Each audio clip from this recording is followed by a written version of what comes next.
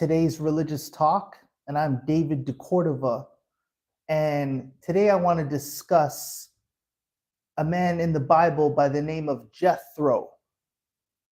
Now, Jethro, I believe, was an instrumental figure in the life of Moses, the prophet Moses. And I want to discuss him because I believe he's of extreme importance, not only to the development of Moses, but potentially to the religion of Judaism. Now, just to give you a bit of the background story, when Moses fled Egypt as a fugitive of justice, he went to the land of Midian. And it was in Midian that he encountered Jethro. Now, Jethro was called the priest of Midian. That was his title. So I have some questions concerning that particular title, because my understanding is that a priest is a religious designation. It's a religious title. Just like how you have political titles, the way you have corporate titles, you also have religious titles. So these are all designations. So within a corporate context, you have the vice president, the CEO, management, upper management, senior management. There's different levels and different titles within a corporation. Within the political sphere, there's political titles like a governor, a mayor, a prime minister.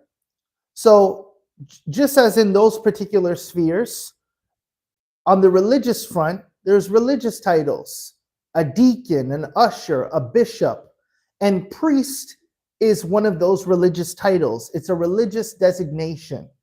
So in the Bible, Jethro is referred to as the priest of Midian. So my question is, how can you be the priest of a geographical location? How could you be the priest of a geographical area?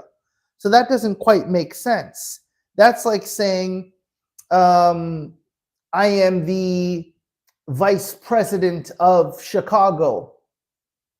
A vice president is a term that's exclusive within a corporate context that relates to a corporation and not necessarily a municipal city. So titles are important, and the way we label things are important. So because it begs the question, was there some type of religion prior to Judaism that existed? And if so, being that Jethro was the priest of Midian, was he a religious authority or a religious figure? And the reason why I ask is because he played such an instrumental role in the life of Moses. Keep in mind, Moses married Jethro's daughter, Zipporah. So this is his father-in-law. Now, Jethro had an understanding of God. He knew about Yahweh, the Old Testament Hebrew God. As a matter of fact, I'm inclined to believe that Jethro had knowledge of Yahweh, the Hebrewistic God of the Old Testament, prior to Moses did. So Jethro had the knowledge of God before Moses, as well as his daughter Zipporah, because they knew that God lived on top of the mountain, on top of the mountaintop that Moses ended up climbing to have his encounter with God. So keep in mind, Moses left Egypt as a fugitive of justice because he committed murder. So he violated one of the laws in Egypt, and that's why he had to flee to a place called Midian. So just to clarify, Midian is in the northwest Arabia. So this is the location that Moses fled to, where he fled to. And he was taken in, and he lived with Jethro and married his daughter. So it's fair to say that Jethro introduced Moses to God, and that the Midianite people had knowledge of God before Moses did. Now, according to Jewish tradition, Zipporah is said to be an Ethiopian woman. And that's very important, because if Zipporah is an Ethiopian and she's the daughter of Jethro, and Jethro is the priest of Midian, so I would assume he's a Midianite. How can if Jethro is from Midian and he's the priest of Midian, how can his daughter be an Ethiopian? So this is where critical thinking and deductive reasoning comes into play, because it only stands to reason that Jethro must have been an Ethiopian too, because his daughter was Ethiopian. So how could Jethro not be an Ethiopian if Zipporah is an Ethiopian? Therefore, they both had to be Ethiopian. You see, this is deductive reasoning. This is just your average logical thinker. Logical thinking. This is exactly what this is. This is what I love. Deductive reasoning, critical thinking, and being a logical thinker. And that's why I love that title right there, because this is what we do. We apply critical thinking to religion to ask the correct questions. So let's take it away. Let's go further with this. So Zipporah was said to be a Cushite woman, and Cush is Ethiopia. Now remember, Noah had 3 sons, Ham, Shem, and Japheth. Ham represents Africa. I'll say that again. Ham represents Africa. And Ham, in turn, had 4 sons, Put, Mizraim, Canaan, and Cush. So these are the 4 sons of Ham, or the 4 countries of Africa. So Put would be Libya, Mizraim is Egypt, Canaan is modern-day Israel as we know it, and Cush is Ethiopia. So the mere fact that Zipporah was said to be a Cushite woman, that means she is one of the daughters of Ham, making her a daughter of Africa, a Cushite woman. Now keep in mind, Cushites are of Nubian ancestry, and we all know the Nubians. So let's do a deep dive here, and let's just replay this. So Zipporah, as a Cushite woman, that makes her Ethiopian. And Zipporah is the daughter of Jethro, the Midianite priest. But Midian's located in Northwest Arabia. So if he's in Northwest Arabia, why are we calling his daughter a Cushite? Well, could it be possible at that particular time that region was considered a part of the Cushite Empire? Or would have been considered Ethiopia or of Ethiopian origin? You know, it's not a far reach when you look at the Queen of Sheba. Now, this is a little bit after, long after. Now we're going into the time of Solomon. Now, the Queen of Sheba, her name was Makeda, but she's also known as Bilqis to the Arab world.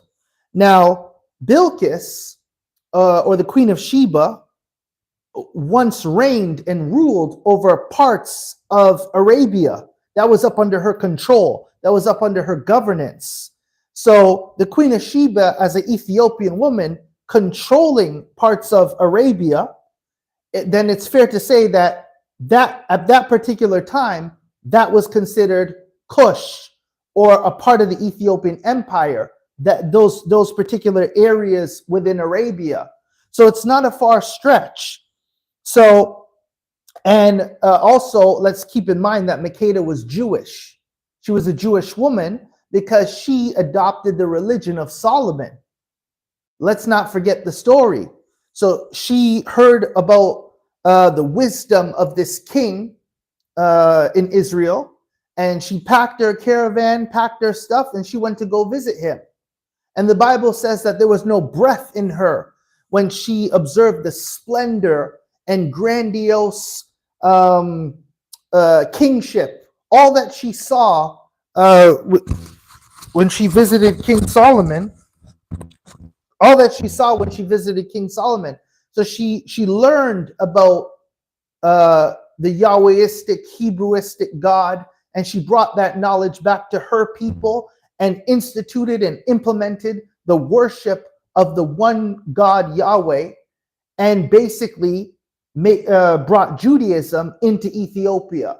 So this is the beginning origin story of Judaism in Ethiopia by way of the Queen of Sheba, Makeda, also known as Bilqis. So now, if she controlled parts of Arabia and she's Ethiopian, then I'm sure those people in those particular areas in Arabia were Ethiopian as well. And they were most likely Jewish because they were up under her rule. And this is the religion that she brought down. So this is all very interesting. You know, when Moses left Egypt to flee to Midian, when he left Midian, he came out better because he found God, he found his mission and his purpose, and he found a wife. So he's 3 for 3. He got a wife, a purpose, and a mission, and he found God. But the issue here that I'm raising is that how is it possible that these people, and I'm speaking of the Midianites now, how is it possible that they were familiar with Yahweh before Moses? And once again, if Jethro is the priest of Midian, and he understood about, and he had knowledge of Yahweh, and he led worship, he was the religious spiritual leader of those people, then those people were well acclimated to this God. And Jethro would have taught Moses about this God, their traditions, their ceremonies, their rituals, whatever, what have you. Moses would have been indoctrinated in that. He would have learned that, and he would have took that knowledge with him. So my question is, now, was there a religion prior to Judaism that played a role in the development of the Jewish religion? Being that Moses is the one who inaugurated the people by giving them the law that he received on Mount Sinai. He gave the people the law, and at that instant, they became Jews because they received the oracles of God. Keep in mind, the Bible speaks about something called the mixed multitude. And that term mixed multitude is in reference to the fact that there were some Egyptians who were recipients of the law who were with the children of Israel at that time, because a lot of the Egyptians fled Egypt at the time that Moses was raining down the plagues on Egypt. They were like, hey, let's get out of here. We're going to go with the Hebrew slaves. We're not going to get destroyed in this. So the mixed multitude refers to the Hebrew Israelite people, or the children of Israel, along with some of the Egyptians that is speculated that were from the lower stratum or lower class that took the opportunity to escape because it was a socially stratified society. So they left, and that's why it's the mixed multitude. And Moses gave them the laws of God. So this is my conversation, and this is what's worth exploring, and this is what we have to look into. So now, would it be better said if Jethro was a chief or a chieftain, perhaps some type of tribal leader? But the Bible doesn't refer to him as a chief or a chieftain or a tribal leader. It refers to him as a priest. So he's a religious spiritual leader of a community that has an understanding of the one God, Yahweh. Now, this is supposed to be exclusive to Judaism, Yahweh. So how is it possible they were familiar with Yahweh prior to the inception of the Jewish religion? And this is why I beg the question: was Jethro a contributing factor in the development of this particular corpus, this particular body of knowledge, this particular religion that was to come by way of Moses? It's a fair question to ask. It's a very fair question to ask. You know, is that why some say that they are Israelites? Is that why some say that we are Israelites, the original? I believe that's the Hebrew Israelite movement is an African American movement. I believe that they find their reasoning based on a passage in Deuteronomy, because they say that the African Americans fit the description of the curses that were laid down that was to the children of Israel. So that's why they say they're the Hebrew Israelites. I did some research on this, and I found out they say that they speculate that 23% of the transatlantic slave trade were in fact of Igbo origin, from the Igbo tribe, and they believe that that was a Jewish tribe, because their reasoning is that when the Romans came and destroyed the temple, it makes more sense that they would have fled into the interior of Africa. Because why would you run up? If the threat's coming up, why would you run to the enemy? Of course you're going to run down. So that's their logic, that they fled into the interior of Africa, mixed with the African tribes, and those were the people that were sold in the transatlantic slave trade to come to North America. I believe it was South Carolina at first. So, but here's the thing. Now, if it's only 23%, then how do we account for the rest of the people?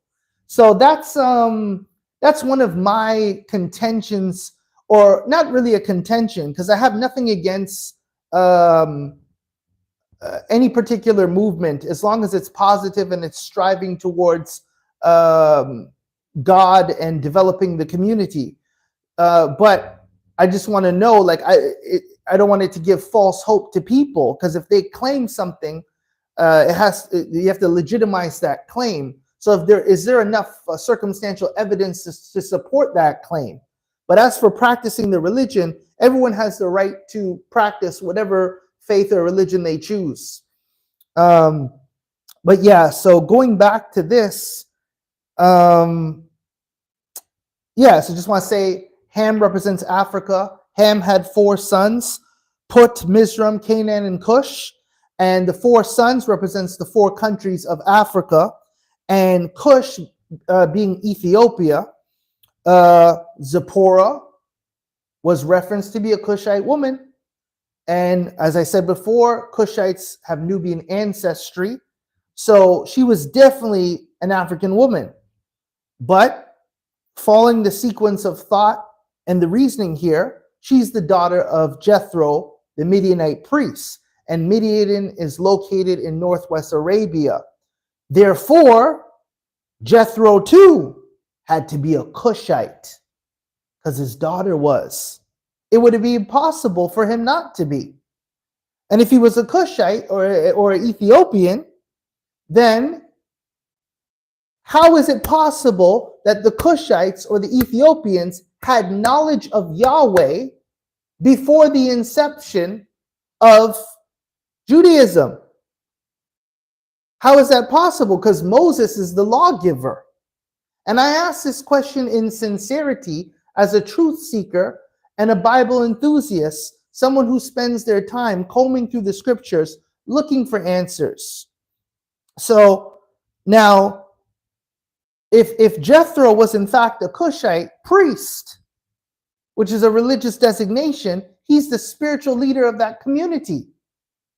So it's safe to say that Moses' introduction of God came by way of Ethiopia or the Cushite people.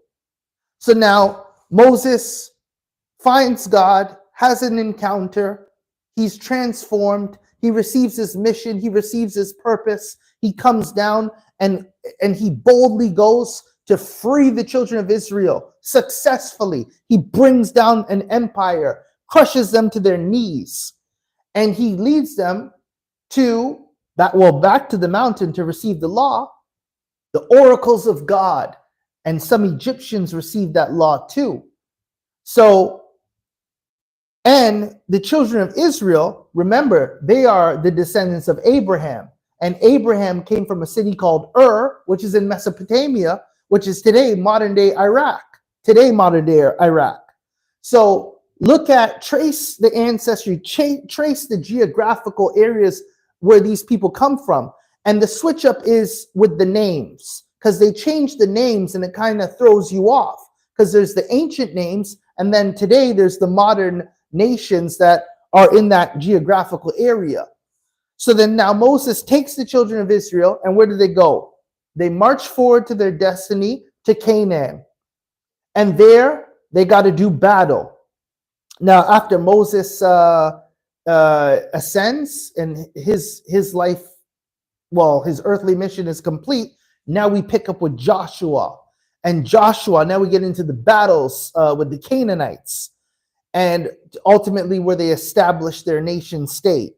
Now, it's important to note, Canaan at that time was under the control of the Egyptians.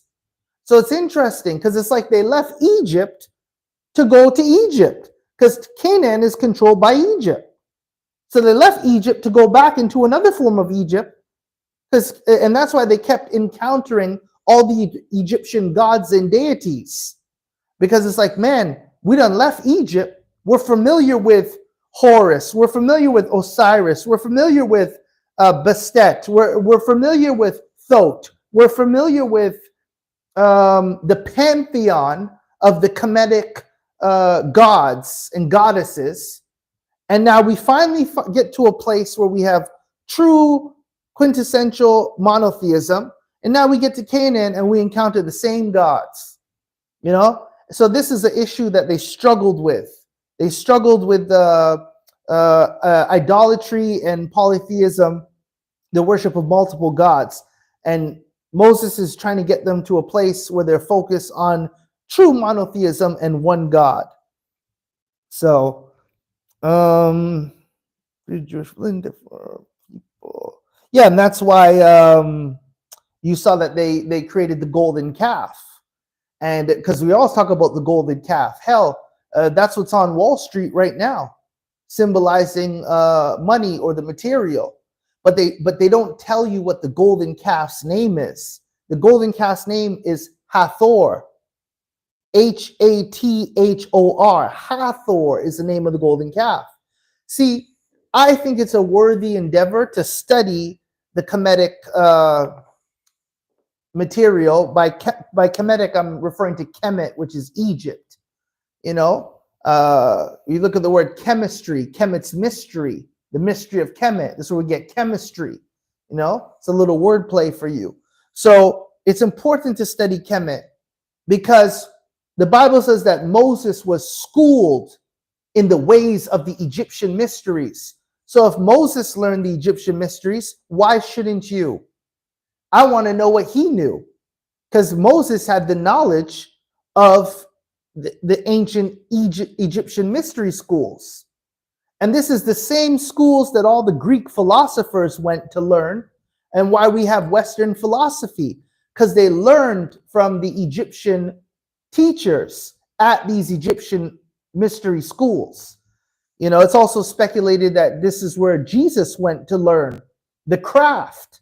And that's why that chunk or segment of his life is unaccounted for, because they said he spent time studying these same mysteries or wisdoms of the ancient Egyptians. That's why the establishment had an issue with him at that time. They said, what are you teaching these men? Almost like a pseudo philosophy or a pseudo science that he was introducing, because he was able to do things that the others couldn't. So it's speculated that he learned the craft, or you could call it super physics, whatever, what have you. and this is what he was using to be effective in his society at that time. So this is my conversation, and I hope to solicit some feedback and get some answers for this, because I speculate that Jethro was more than a tribal chief. He was a religious leader and a spiritual leader, in fact. But my question is, of what religion? What religion did he subscribe to?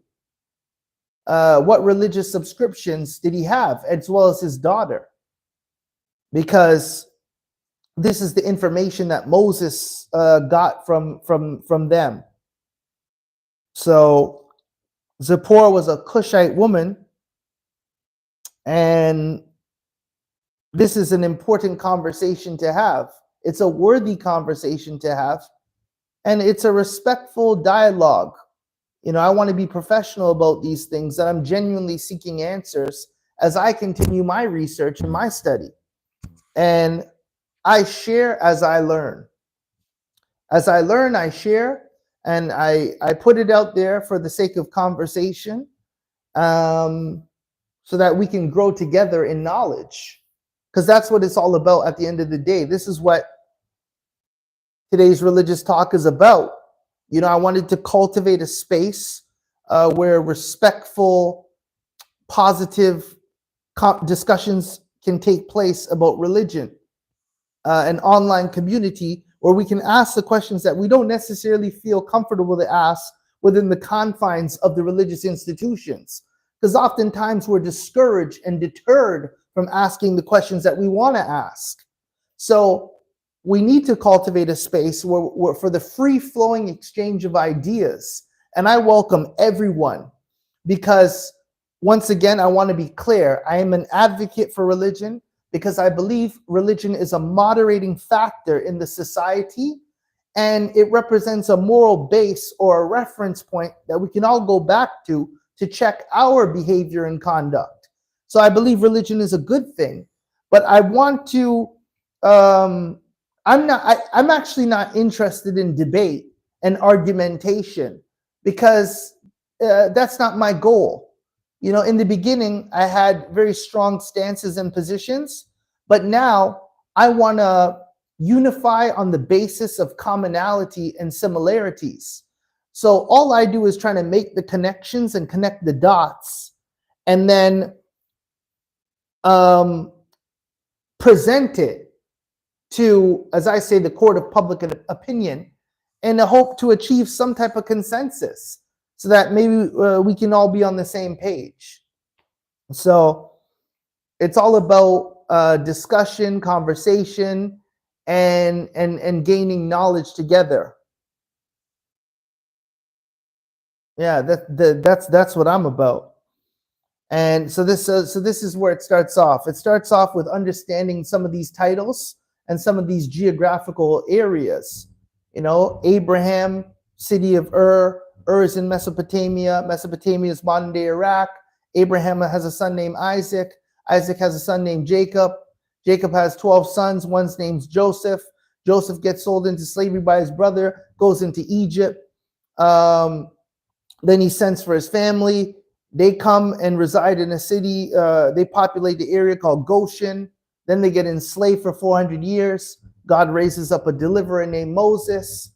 Moses flees Egypt as a fugitive of justice, escapes to Midian, encounters a man named Jethro, who's the priest of Midian, but we don't know what religion he is the priest of, or we don't know anything about his religious subscription, other than the fact that he knows that there's one God, and he's telling Moses about him and saying, you got to find him. Moses climbs a mountain, has an encounter with this God, gets his mission and purpose, comes down and says, it's go time. I'm going to go free my people.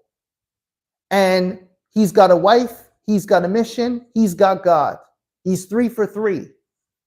And then he does the thing, frees his people, and then teaches him about the God that he learned about by way of Jethro. So we have to give credit to the origin story of where these people come from. These mystery people, just like Melchizedek, he was a priest as well. And Melchizedek was the one who blessed Abraham. So how is that possible? Who are these mystery men in the Bible?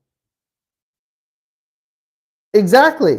Like, who are these mystery men that were able to bestow blessings on people, that had the titleage of priests, which is a religious designation, and that are conferring blessings on prominent figures, patriarchs, if you will, of the Bible, like Abraham. And Abraham allowed him to bless him and received the blessing. But we need more information about these people. Will we ever get it? Who knows? But we most definitely need to talk about it. And that's what today's religious talk is about. Asking the tough questions. And in hopes to get those answers. But I think we've come far tonight. This is one of the topics that has been on my mind for a long time. We've all watched the 10 Commandments with Charlton Heston, and we all saw when the scenes when he's with his father-in-law Jethro. But just know that when you watch that movie, that Jethro had to be a Cushite. He had to be a Cushite, I can't wait to go to heaven and ask a lot of questions. I need answers. Facts. They say there's more questions than answers. There's more questions than answers. But I don't let that deter me from asking the questions, because we're never going to get to where we're going to get if we don't, So what else? I'm prepared tonight. And if you want to read about this is all in Exodus chapter 2, verse 6, leading into chapter 3, 1. This is where you find this information. Don't take my word for it. Go and read it for yourself and formulate your own opinions and ideas concerning this particular topic. Once again, it's about Jethro, the priest of Midian, the Midianite priests, and trying to find more information about him. And also to give credit to Ethiopia. We always talk about how Ethiopia has the oldest form of Christianity, and that's a beautiful thing. And they have this fabulous Bible, and it has all the books. And when I believe it was when the Roman Catholic Church started, they had to borrow the books from the Ethiopian church. They didn't even have all the books. They had to get it from the Ethiopian church. So definitely want to give credit to Ethiopian Orthodoxy. But I want to emphasize the fact that back in ancient history, a lot of those Ethiopians, they were Jews. They were Jewish. This is why we have the Falasha today, the Ethiopian Jews. And pay homage to that history. Give credit to that history, so we can kind of figure out some of these other people in the Bible. So Melchizedek and Jethro. If you have any information, my email's in the bio. Also, feel free to comment. If you like more discussions like these, this is what I'm here for. This is my interest. As I said, my name is David de Cordova, and this is my channel, Today's Religious Talk. I thank everyone for their participation. I appreciate everyone. I'm so glad to finally connect with some like-minded people who are interested in the Bible. It's hard to have religious conversations because I feel like there's like two types of people. There's one set that don't want to hear it, don't tell me anything. I'm not interested in the Bible. I have no interest in it. And then there's another group of people who are, I would consider maybe fundamentalists, who take everything literally. And you can't really have a conversation with them because sometimes it gets defensive. And it can lead to an argument, and that's just not healthy. So you can't really dialogue. And that it's unfortunate, because sometimes you want to ask questions, you want to figure out things, and then when you're dealing with somebody who's a fundamentalist, they just reject and shut you down every time. So as an investigative journalist, if you will, in some capacity, independent, maybe call me a low budget journalist if you want, that's okay. I'm trying to do my research, and then so I can talk to people and get some feedback and have these conversations outside the confines of the religious institutions, and just go directly to the people by way of social utilities. Thank God, I'm so fortunate to live in an age where these particular social utilities are at our disposal. And I'd be remiss to not use them. I actually encourage everyone, if you have an opinion, a point of view, a particular perspective, to hop on these social utilities, these social platforms, and find your tribe, find your people, because that's what I'm looking for. I'm finding my people right now, the people that have similar interests, the people that are pursuing truth and asking questions and want real answers. You know, this is what it's about. So on that note, been talking for a long time. I thank you so much, your average logical thinker. Thank you for participating in the stream. I appreciate you very much. I want to start checking out your channel as well, because I'm into this. This is social media, content creation, addressing social issues and topics. The power is in the people. It's us. And the internet is where it's at. So this is what I'm about right now. And like I said, I want to connect with like-minded individuals and you know, check out other platforms, because this is where it's at. So right now, my focus is on religion. So I'm kind of doing the religious thing. But I also like to dissect popular culture as well. I talk about etymology, symbology, and cosmology. So I do word breakdown, word association. I do symbolism. I address symbolism with corporate logos, the esoteric and the exoteric. And I also discuss the planets and how they correspond with certain things as well. So I'm all the way in when it comes to this.